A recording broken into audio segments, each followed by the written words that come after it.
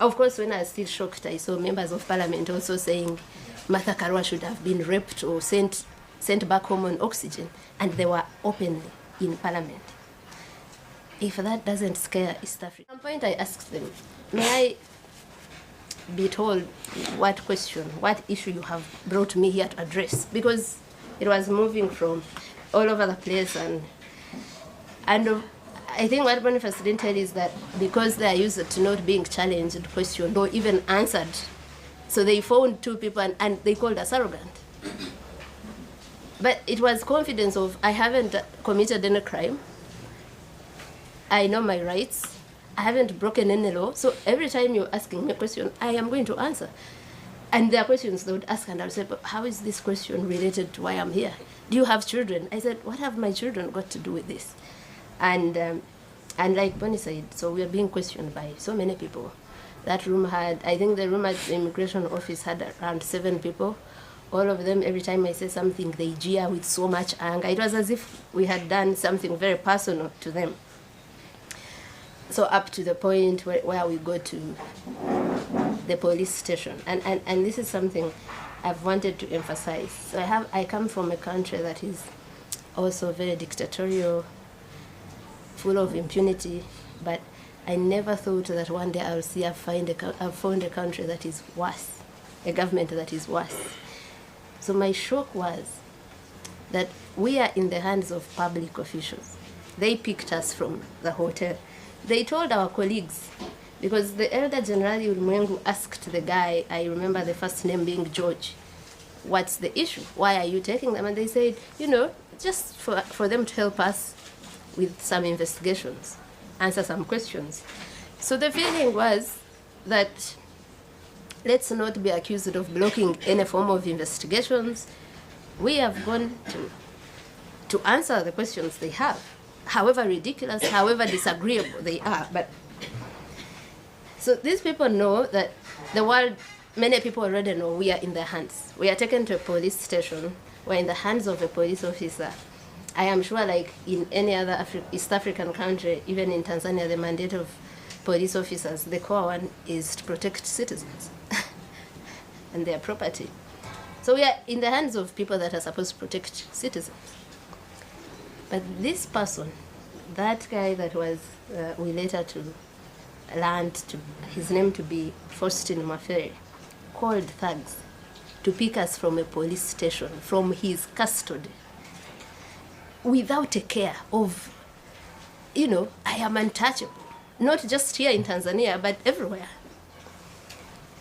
So in Uganda, they kidnap people. They torture people also. It's not a secret.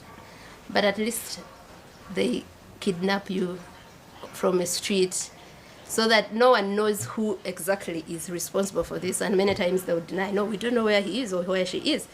Here, the public officials were not afraid at all of being the ones to call thugs, to send us to thugs to do what they did to us.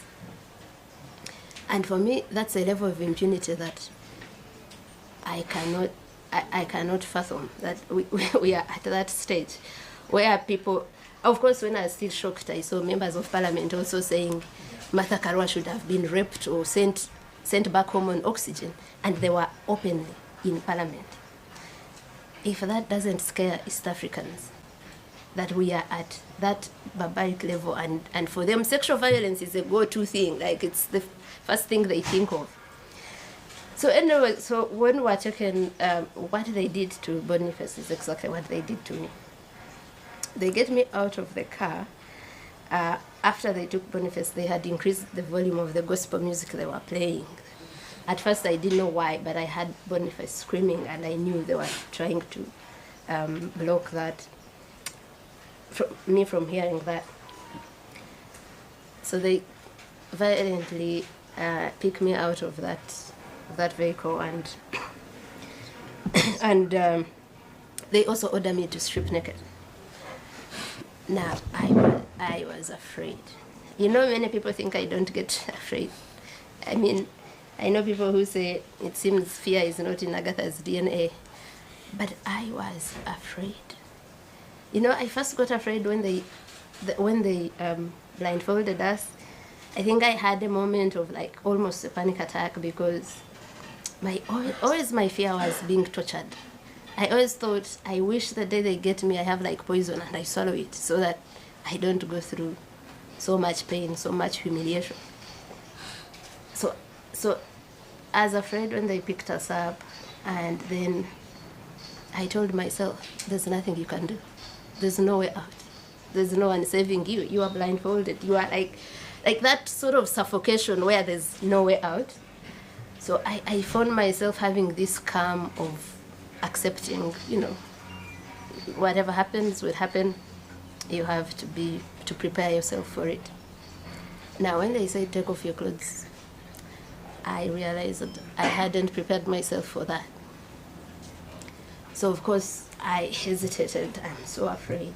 It had already been clear these are not people who have come to talk to you for a conversation where you can even beg or whatever. No, they had come with one instruction: inflict as much pain as you can. So before I say anything, there's one. I remember the first blow was on my back because I didn't undress immediately. And after that blow, they started taking off the clothes themselves, as forcefully, as violently as you imagine, because they're taking off and you're even about to fall down, because I had a jumper that is very tight in the neck, so by the time they get it out and everything, they take everything off. So there are layers of vulnerability. That is like the topmost. You're already in the hands of criminals, clearly. You're already blindfolded. Now you've been stripped naked. You don't know what's happening. You don't know what's in front of you in your, complete nakedness and all. So yeah, they tie me up. They first handcuff me, but before handcuffing me, they put my jumper that I was wearing to put the handcuffs on top. But still, it still left marks anyway. Yeah, so they tie my arms to my legs, and they also, put like something wood, like a stick in between, and then they carry me